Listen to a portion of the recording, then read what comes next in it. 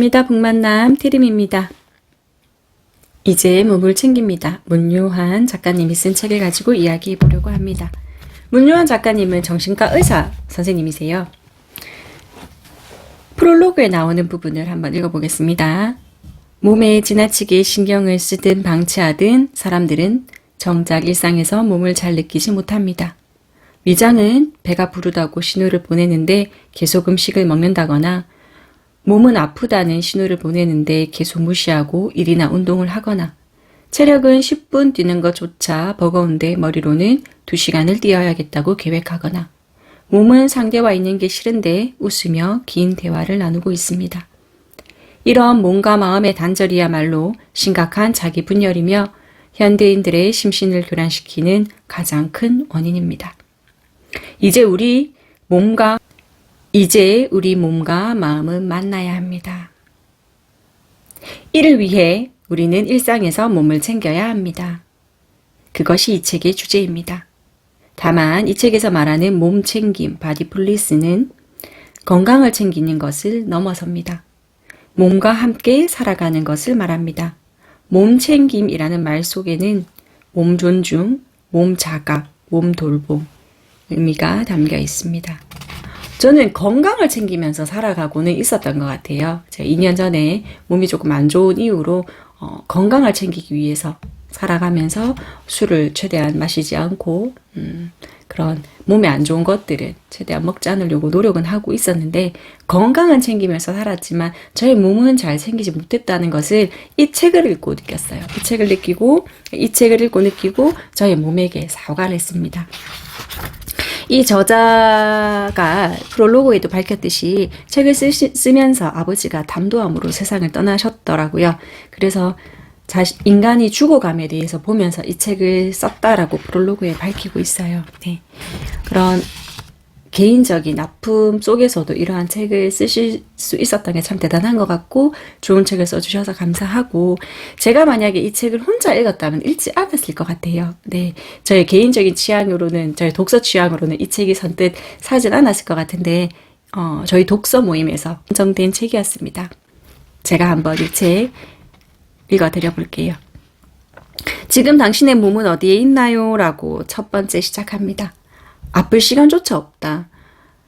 이회수 작가님의 책 제목 중에서도 아플 수도 없는 마흔이다 라는 책이 있는데 그것처럼 대한민국 사람들이 참 자신을 혹사시키면서 효율을 끄집어내는 것을 마치 자랑인 양. 네, 저 역시 그랬습니다. 미라클 모닝이라고 해서 아침 일찍 일어나야 맞습니다. 새벽 일찍 일어나서 다른 사람의 방해를 전혀 받지 않는 그 온전한 새벽 시간의 힘은 압니다만 아이를 케어하면서 그 미라클 모닝을 하려니 정말 저의 몸을 혹사시켰더라고요. 그래서 이제 이 책을 읽으면서 되게 좀 이렇게 저 몸에게 사과를 하면서 온전히 시간을 확보하기 위해서는 다른 시간에 제가 충분히 저의 몸을 달래주어야 하더라고요. 잘 챙겨주어야 하더라고요. 그래서 저는 미라클 모닝 하시는 분들을 보면서 부럽다. 나도 미라클 모닝 정말 하고 싶다라고 하면서 미라클 모닝을 막 했을 때 저 몸이 막 반응을 하더라고요. 너는 지금 그런 체력이 안 돼. 일단 몸부터 챙겨라고 온몸이 말을 했었는데도 휴직을 하고 미라클 모닝을 하고 싶어서 한 몇 달을 제 몸을 혹사시켰던 저를 스스로 반성하며 제 몸에게 사과했습니다. 미라클 모닝을 하기 위해서 전제는 건강해야 되는 것 같아요. 몸을 이미 잘 챙긴 사람들이 할 수 있는 것 같아요. 네. 제가 어느 책에서 읽었는지 기억은 잘 나지 않는데 정말 부자는 건강해야 하는 게 전제더라고요. 부자들 중에 아픈 사람은 없더라고요. 그것 뒤집어서 얘기하면 부자는 가장 소중한 것을, 가장 중요한 것을 잘 챙길 수 있는 사람이라는 거겠죠. 그래서 저는 일단 건강, 그 다음에 나의 몸을 챙긴 이후에 미라클 모닝을 하려고 합니다. 그래서 요즘 인스타그램을 보면 제가 아침에 일찍 책 찍어서 올리는 모습이 없죠, 그죠? 네, 제가 몸을 챙기고 있기 때문입니다. 그리고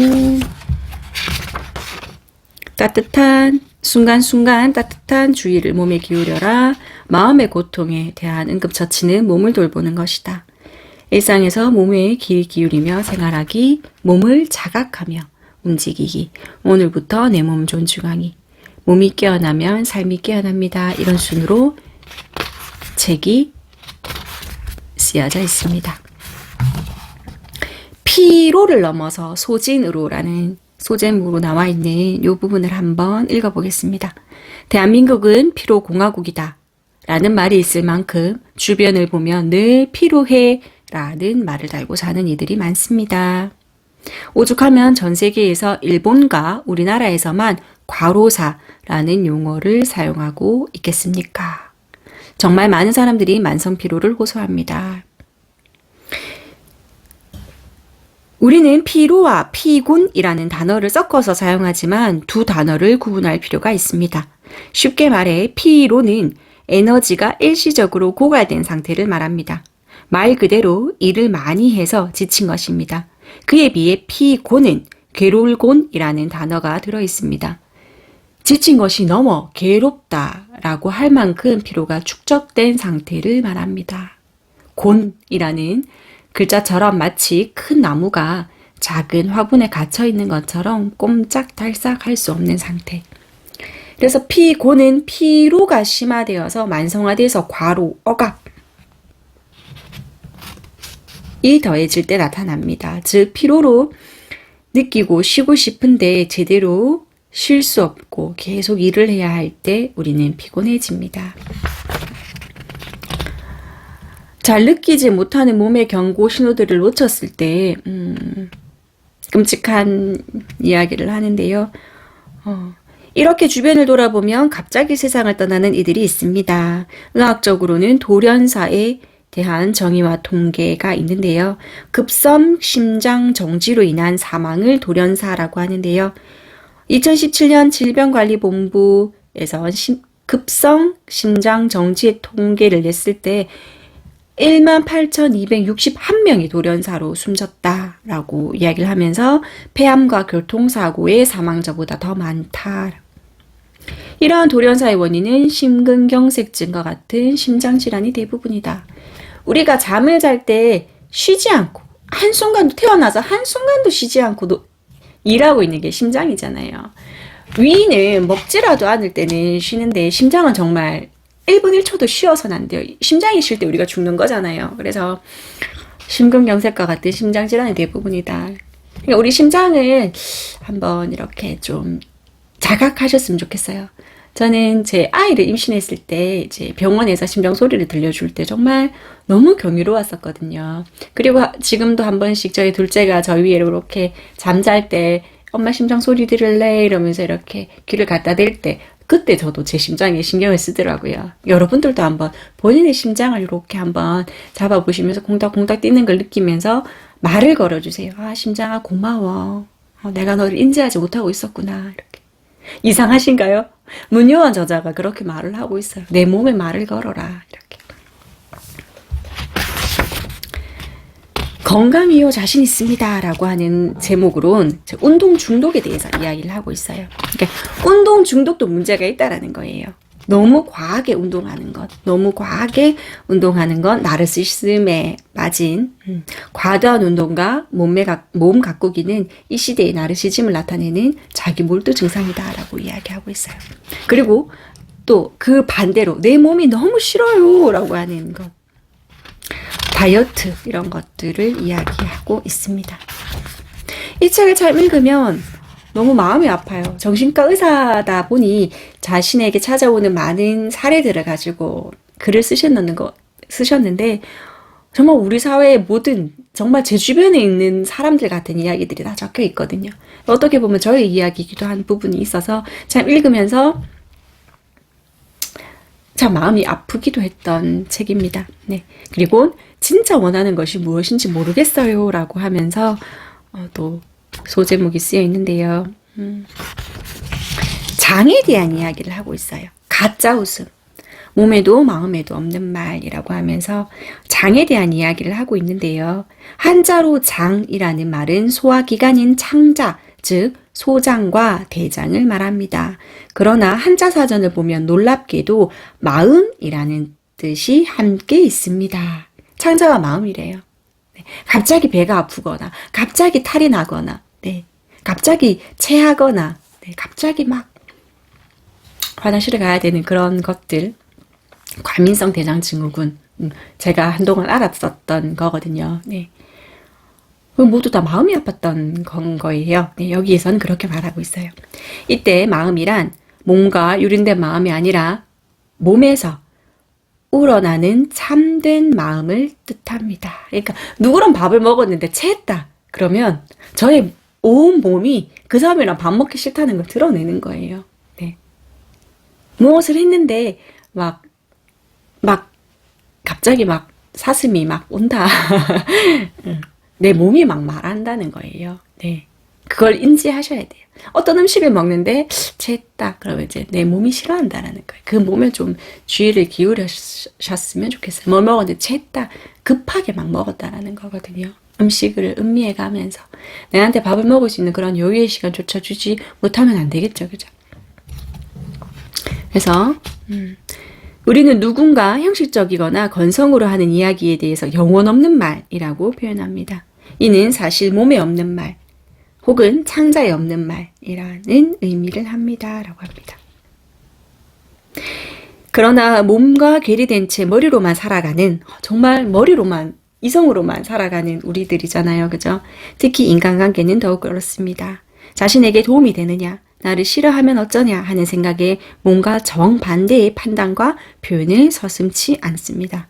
몸은 상대를 거부하는데 반갑다며 웃고, 몸은 배가 고픈데도 배 안 고파 라고 이야기하고, 몸은 피곤한데도 재밌어 라고 얘기하면서, 관계에서도 어느 정도의 표현인 거짓말하기보다는 상대에 대한 배려일 수는 있겠지만 내 몸에 대한 반응을 내가 인지하자라는 겁니다.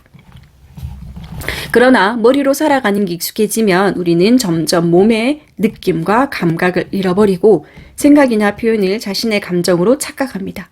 열정적으로 살아야 해 라는 강박을 진짜 열정이라고 착각하고, 이 정도쯤이면 행복하지라는 생각을 진짜 행복이라고 착각합니다 라고 이야기를 합니다.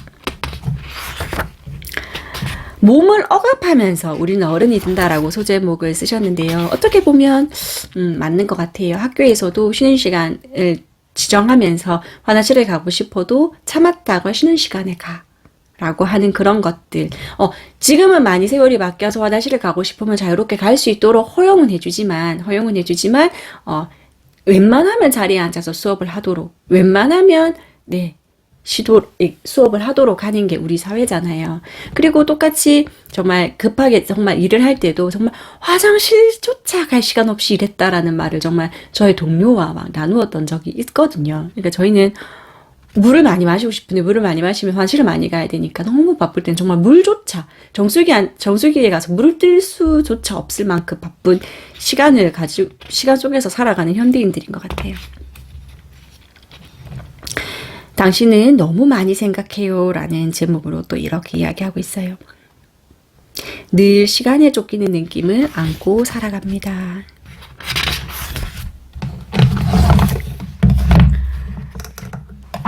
그래서 여기서 이렇게 말하고 있거든요. 지금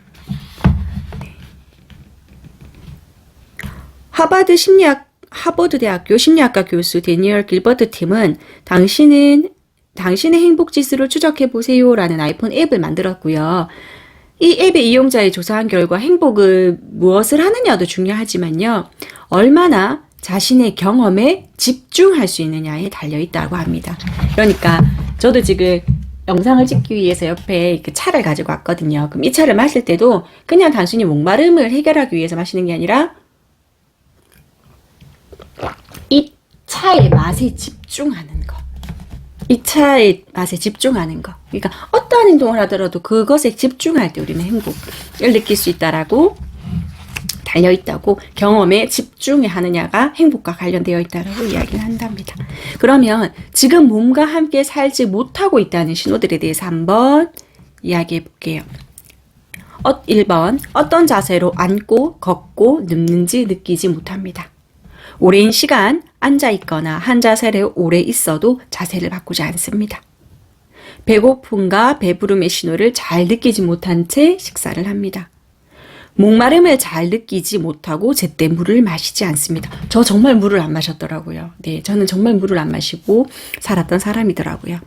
몸에 활력을 주는 음식과 몸에 활력을 떨어뜨리는 음식을 구분하지 못합니다. 졸릴 때 눕지 않고 시계를 보고 자려고 눕습니다. 몸의 감각을 통해 계절과 날씨의 변화를 알지 못하고 일기예보에 의지합니다. 몸의 피로와 고통을 감지하지 못한 채 일을 하거나 운동을 합니다. 요의나 변이를 느끼는데도 화장실 가는 것을 참거나 참는 것조차 잘 인지하지 못합니다. 급하지 않을 때에도 서둘러 움직이고 몸의 속도를 조절하지 못합니다. 몸에 고통을 가하면서까지 예쁘거나 멋있게 보이려고 합니다. 몸의 감각을 통해 감정을 느끼고 분류하지 못합니다. 몸의 소리를 듣고 몸과 이야기 나누지 않습니다. 네. 우리가 몸과 함께 살지 못하고 있다는 신호들입니다. 이 영상을 보시고 이제 본인의 몸에게 말을 거실 수 있으시겠어요? 나의 심장에, 나의 위에, 나의 척추에, 나의 신장에. 네. 화장실에서 소변을 볼 때도 아, 신장아 고마워 이렇게 말할 수 있었으면 좋겠어요. 밥을 먹으면서 맛있는 음식을 먹고도 위야 고마워. 너가 건강해서 내가 이렇게 맛있는 음식을 먹을 수 있어. 이렇게. 네. 자신의 몸에 대화를 걸어보세요. 이야기를 나눠보세요. 순간순간 따뜻한 주의를 몸에 기울이자. 몸과 마음의 만남, 바디플리스라고 이야기를 하고 있어요. 주체의 몸과 객체의 몸. 지금 이 순간을 경험을 온전히 머물기. 지금 이 순간의 경험에 온전히 머물기. 이 순간. 몸챙김은 몸이 있는 곳에 마음이 머무는 것. 몸이 있는 곳에 마음이 머무는 것. 그러니까 우리가 어떤 사람을 만났는데 몸은 만났는데 각자 핸드폰을 막 하고 있다는 건 마음은 만나지 않았다는 거잖아요. 네. 그래서 이제는 밥을 먹을 때 정말 핸드폰을 저 멀리 두고 네. 아이랑 집중을 할 때도 몸이 있으면 마음도 있어야 돼서 핸드폰을 저 멀리 두고 있습니다. 네, 제가 전화를 잘 받지 않거나 카톡에 반응이 느리는 걸 이해해 주세요. 네, 저는 이제 제 몸을 챙기고 저희 사랑하는 사람들을 챙기는 삶을 살려고 합니다. 따뜻한 주의를 기울이면 몸은 자기 치유되고요. 자기 사랑하고요. 자기다움의 통로가 됩니다. 몸의 언어를 배우자. 몸챙김의 기본은 몸의 소리를 듣는 것이다. 라고 이야기를 하고 있어요. 힘을 빼자라는 이야기도 하고요.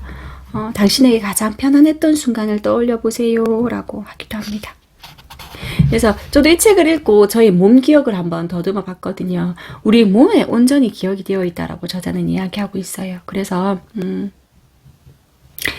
긴장을 빼는 방법으로 이 저자가 얘기하는 건 어깨와 귀, 어깨의 긴장을 빼기, 어깨와 귀의 거리를 늘리기. 네, 제가 이 책을 읽고 좀 하려고 노력해요. 어깨와 귀의 거리를 늘리려고 하면 척추가 쭉 펴져요. 여러분들 한번 해보세요. 어깨와 귀의 거리를 늘린다. 이게 이완하는 긴장을 푸는 하나의 방법이라고 합니다. 내 몸에게 안부를 묻습니다. 오늘은 어때? 이렇게. 우리 모든 인간은요, 아기였을 때는, 유아기 때는 다 이렇게 살았어요. 네. 유아기 때는 모든 것에서 말을 걸고요. 그렇게 살다가 점점 어른이 되면서, 네, 그러한 것들을 하지 않거든요. 짧은 인사를 합니다. 오늘 어때? 안녕? 이 정도만 말을 붙여도 좋다는 거죠. 물을 마시러 가죠. 목마름을 느끼면, 지금 목이 마르구나. 라고 하면서 물을 마시고. 오래 앉아 있었으니까 답답하지 하면서 허리를 쭉 편다거나, 네. 내가 오늘 컴퓨터를 좀 많이 했어 라고 하면서 나의 눈에게, 네.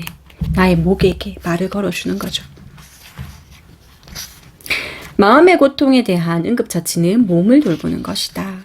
스트레스 받을 때는 일단 걷습니다. 저는 정말 살려고 그랬었나 봐요. 몸이 막 이렇게 했었더라고요. 이 책 읽고 좀 놀랐던 건데, 정말 화가 날 때 저는 정말 문 닫고 걸었거든요. 제가 지금 살고 있는 곳이 조금만 나가면 산이 있고 정말 걷기 좋게 되어 있어요. 그래서 정말 스트레스 받을 때는 아이들에게도 엄마 30분만 걷고 올게. 그래서 막 걷다 오거든요. 그러면 좀 이렇게 내려앉으면 다시 웃고, 네. 집에 다시 가서 또 할 일을 하고, 네. 이게 달리기를 요즘 너무 더워서 저녁 시간으로 달리고 있는데 몸이 너무 힘들 때는 내려놓고 잠깐만 걷더라도 스트레스를 받을 때 일단 걷는다. 네. 걷기는 욕조 배수기의 마개를 여는 것과 같다라고 저자는 이야기해요. 제가 브런치에도 글을 썼는데 제가 이 책을 읽고 정말 가장 확 와닿았던 부분이 걷기는 욕조 배수기의 마개를 여는 것이다. 욕조에 정말 욕조로 따뜻하게 목욕을 하고 좋잖아요. 근데 그 물을 계속 놔두면 안 되잖아요. 욕조 마개를 빼야죠. 네. 그러니까 우리가 살면서 스트레스가 꽉 찼을 때 어떻게 한다? 욕조 마개를 빼야죠. 걸으면 됩니다. 네. 걷기는 우리의 감정적 에너지들을 신체의 운동회로로 배출해 줍니다. 마치 걷기는 욕조 배수구의 마개를 여는 것과 같습니다. 걷게 되면 마음속에 갇혀있던 꽉 막히고 답답한 감정들이 빠져나갑니다. 어지러운 생각들이 이내 잦아듭니다. 걸으세요. 네, 걸으세요. 충동의 환기구를 만들어야 한다라고 저자는 표현하고 있고요. 네. 안전단자서로 마음을 진정시킬 수 있는 그런 방법. 여기 또 알려주는 방법 제가 한번 천천히 읽어드릴게요. 몸의 감각에 집중하는 그라운딩. 당신이 있는 자리에서 일어섭니다. 두 발을 어깨 너비 정도로 벌립니다. 중요한 것은 어느 정도의 간격이냐가 아니라 최대한 몸에 안정감을 주는 자세를 찾습니다. 서 있을 때 체중은 양 발바닥에 실습니다. 서 있을 때 체중은 양 발바닥에 실립니다. 양 발바닥에 밀착되도록 깊고 균형 있게 몸 체중을 분산시킵니다. 척추를 바로 세우고 수직의 자세를 취합니다. 양 어깨를 펴고 시선은 약 15도 위를 바라봅니다. 손은 가볍게 주먹을 쥐고 몸 가까이에 둡니다. 눈을 감고 호흡에 집중합니다. 숨이 들어오고 나갈 때 몸이 어디에서 움직이는지, 움직임이 느껴지는지에 주의를 기울입니다. 잘 느껴지지 않는다면 손을 코 밑이나 복부, 숨이 드나듦을 느낄 수 있는 곳에 한번 대어보라고 저자는 이야기하고 있습니다. 감정이 올라오면 신체 감각을 관찰하라고 해요. 네. 여기서 분노 폭발하는 사람은요, 심장질환과 뇌질환에 걸리기 쉽고요. 분노를 억제하는 사람은 암이나 당뇨병에 걸리기 쉽답니다. 네. 폭발하는 것도 안 좋고 억제하는 것도 안 좋죠. 잘 풀어야 되겠죠. 네. 걸으시면 됩니다. 그리고 기본 감정에 동반되는 신체 감각에 대해서 저자가 이야기하고 있어요. 분노, 슬픔, 혐오, 행복, 두려움, 수치심. 네. 이런 것들에 대해서도 이야기를 하고 있고요. 진짜 힘든 고통은 말로 표현할 수 없다라고 하면서 몸은 기억하고 있다라고 이야기하면서 유족의 이야기를 해요. 유족의 이야기를 하면서 그런 참사들, 네, 그런 아픔을 가지고 있었던 사람들을 만나서 치료를 하면 이 아픔이 몸에 기억이 되어 있는 그런 부분들을 이야기합니다. 그래서 감각의 변화를 느낄 수 있도록, 나의 감정을 느낄 수 있도록 주의를 기울여야 하는 거죠. 네. 일상에서 몸에 귀를 기울이며 생활하기. 네. 물을 마시는 거, 똥 오줌 싸는 거, 이런 것들까지 다 자세를 바로 하자. 자세가 바뀌면 마음이 달라진다. 하루 2분 정도만이라도 바르게 앉기를 훈련해보자.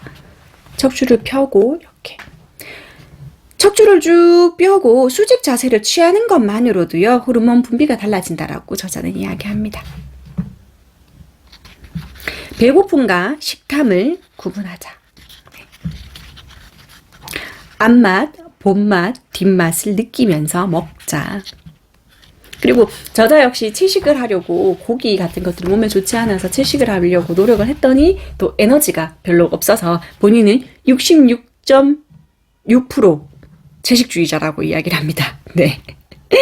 그래서 고기를 끊는 것이 몸에는 좋지만 힘이 없어서 어느 정도 관리를 하면서 먹는다라는 이야기를 하거든요. 그래서 자신은 100% 채식주의자는 아니고 한 끼 정도는 고기에 먹는다고 해서 66.6% 채식주의자라고 얘기를 하는 거 보고 저도 좀 웃겼어요. 웃기면서 아 그래 100% 채식주의를 하는 것도 우리 몸에 안 좋은 거고 그러고 온전히 육식을 하는 것도 우리 몸에 안 좋은 거니까 어느 정도 본인이 관리를 하면서 먹는 게 좋을 것 같다.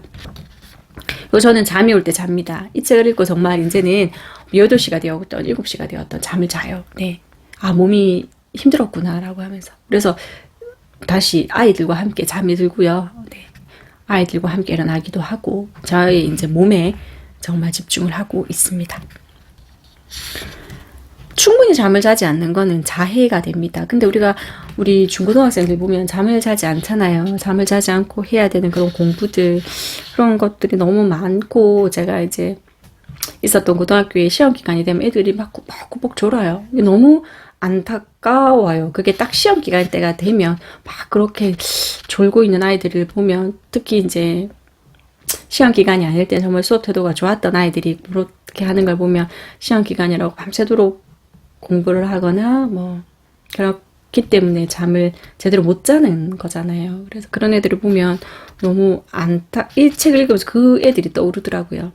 저 역시 옛날 임용고시를 공부할 때는 잠을 자지 않아가면서 공부를 했던 부분들이 있기 때문에 근데 저는 밤을 새워본 적은 한 번도 없는 것 같아요. 네.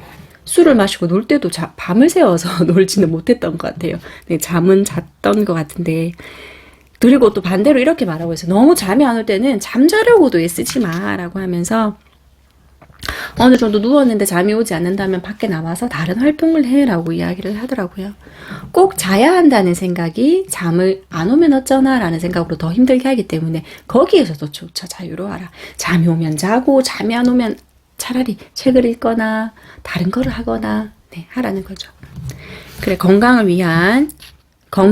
수면을 위한 4가지 습관을 이야기하고 있습니다. 한번 볼까요? 그래서 4가지 습관이 뭐냐 하면 건강에 좋은 수면 시간은 사실 정답이 없다라고 하거든요. 몸의 감각을 느끼면서 건강 수면을 위해서는 다음 4가지 습관을 유지하는 게 좋습니다.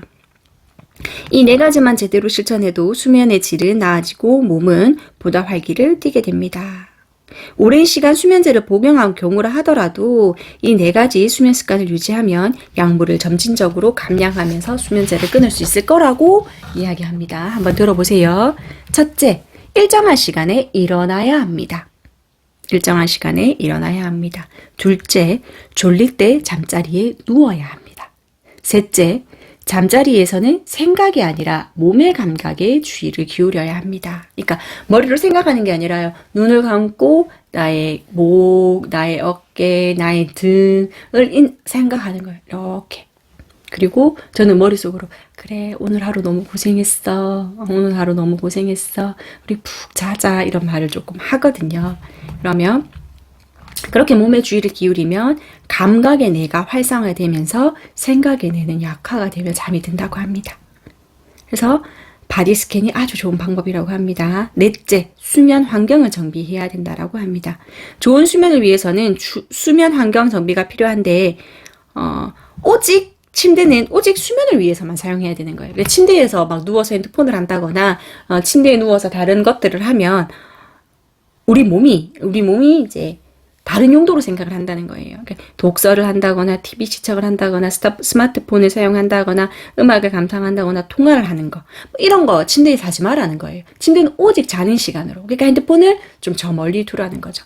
저는 정말 이제 핸드폰을 좀 저 멀리 둡니다. 자기 전에 이제 휴직을 하고 있기 때문에 알람을 옛날 미라클 모닝 할 때처럼 막 하지도 않고 출근을 해야 되는 시간에 막 억지로 몸을 막 일찍 일어나야 되는 부분이 없기 때문에 핸드폰을 좀 저 멀리 두고요. 핸드폰을 정말 저 멀리 두고 자기 전에는 핸드폰을 정말 보지 않으려고 진짜 침대는 잠을 위한 공간으로 요 4가지를 좀 하려고 노력하고 있어요. 5장 몸을 자각하며 움직이기. 몸을 자각하고 움직이자. 운동을 통해서 점점 더 자신을 좋아하게 된다고 합니다. 런데이 어플 정말 좋아요. 제가 지금 쓰고 있는데 무료고요. 정말 좋습니다. 옆에 정말 개인 트레이너가 붙어서 해주는 것처럼 1분 30초, 5분 걷고 1분 30초 뛰고 2분 걷고 1분 30초 뛰고 2분 걷고 네. 그리고 마지막 5분 걷고 이런 식으로 하는데 정말 부담 안 되고 정말 좋아요. 땀이 어느 순간 흥건히 나와 있더라고요. 그래서 명상과 요가에 관심을 가지는 그런 부분에 대해서도 이야기를 하고 있고요. 저자는 춤에 대해서 이야기를 합니다. 춤. 그래서 저도 유튜브를 틀어놓고 이제는 정말 제 마음대로 춤을 춥니다. 네, 제 마음대로 춤을 추고요. 의식적으로 여기서 육체 노동을 하는 사람이 더 건강하지 않은 이유에 대해서 육체적인 노동을 하면서도 이걸 노동이라고 인지하기 때문에 운동이 안 되는 거고, 이것을 했을 때 내 몸이 이래 된다라고 인지하고 운동을 할 때는 정말 칼로리 소모가 많이 된다라고 얘기하거든요. 그래서 좋은 움직임. 그래서 우리가 설거지를 할 때도, 네, 우리가 방을 닦을 때도 나의 운동이다 생각하고 하면 우리 몸이 건강해진다는 것을 저자가 이야기하고 있어요. 오늘부터 몸을 존중하자. 여기서 처음으로 몸에게 사과했습니다. 저도 사과했어요. 네, 저도 이 책을 읽고 사과했어요. 참 그동안 힘들었지. 저는 오른쪽만 되게 많이 썼더라고요. 그래서 이제는 왼쪽을 좀 쓰려고 왼쪽에 말을 걸어주고, 네, 저의 심장에 말을 걸어주고 합니다. 아픈 몸과 대화하기. 네, 아픈 몸과. 네, 지금까지 이렇게 살아온다고 너무 주인이 관심을 가져주지 않은 부분에 대해서 사과를 하고요. 자신의 외모를 비난하지 않습니다. 네, 몸을 있는 그대로 받아들이는 겁니다. 있는 그대로 받아들이기가 힘드신 분들은 화장실을 갈 때, 거울을 볼 때, 네, 거울을 보면서 이야기를 하시면 돼요. 네, 거울을 보면서. 몸은 삶의 평생 동반자입니다. 네, 거울을 보면서 오늘 어땠어? 점심을 먹고 나면 양치를 하기 전에 점심 맛있었어? 이렇게 거울을 보면서 본인에게 말을 한번 걸어보세요. 그리고 본인에게 방긋 웃어주세요. 늙고 병든 몸을 받아들일 수 있을까요? 현대사회가 참 건강 내지는 나이가 들었음에도 불구하고 이렇게 변하지 않는 미모 이런 것들을 막 예찬하잖아요. 저는 그것에 대해서 좀 다르게 생각을 좀 했으면 좋겠어요. 늙음 그대로 받아들일 수 있어야 되는 것 같아요. 늙어감을 예거감으로 받아들여질 수 있도록 요람에서 무덤까지 함께할 친구는 본인입니다. 네. 그래서 나와 함께 해줘서 고마워 라고 이야기를 한번 해보세요. 지금 나와 함께 해줘서 고마워 이렇게. 그래서 몸이 깨어나면 삶이 깨어납니다. 몸의 속도를 알아채면 삶의 속도가 달라집니다. 천천히 걸어보라고 이야기하고요. 3가지 수준의 몸과 마음에 대해서 이야기를 하고 있어요. 몸 수준 의식하기, 몸 수준 의식, 마음 수준 의식, 몸과 마음 수준 의식 이렇게. 깨달음은 몸에서부터 시작된다. 이제 몸을 챙깁니다. 문요한 씨. 생각하지 않고 애쓰지 않고 마음이 무거울 때는 몸을 움직입니다. 몸의 소리를 무시하며 머리로만 살았던 정신과 의사, 걷기부터 다시 배우며 진정한 삶의 감각을 회복하다. 자신의 몸에게 나의 동반자, 나의 몸에게 말을 걸어주고 나의 몸을 돌보면서 살아갈 수 있었으면 좋겠어요. 네. 이제 몸을 챙깁니다. 문요한 씨 책이었습니다. 감사합니다. 북만남 대림이었습니다.